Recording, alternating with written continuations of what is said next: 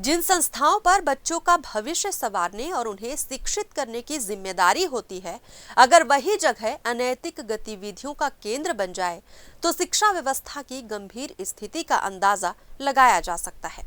ऐसा ही एक मामला सामने आया है मध्य प्रदेश के राजगढ़ के सुठालिया स्थित पीएम श्री बालक शासकीय उच्चतर माध्यमिक विद्यालय से, जहां स्कूल में बच्चों की पढ़ाई के लिए स्मार्ट क्लास की सुविधा दी गई है, जिसमें एलईडी स्क्रीन लगी है। कक्षा के दौरान कुछ छात्रों ने एलईडी पर पोर्न फिल्म चला दी, जिसे वहां पर बैठे करीब 13 छात्रों ने देखा और एक छात्र ने इस फिल्म को देखते हुए छात्रों का वीडियो बना लिया। अब वही पोर्न वीडियो सोशल मीडिया पर वायरल हो गया है।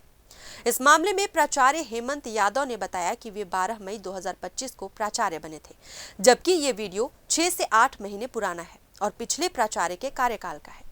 उन्होंने दावा किया कि एक युवक ने इस वीडियो के जरिए उन्हें ब्लैकमेल किया और उनसे 50,000 रुपए की मांग की थी, लेकिन उनके मना करने पर यह वीडियो वायरल कर दिया गया।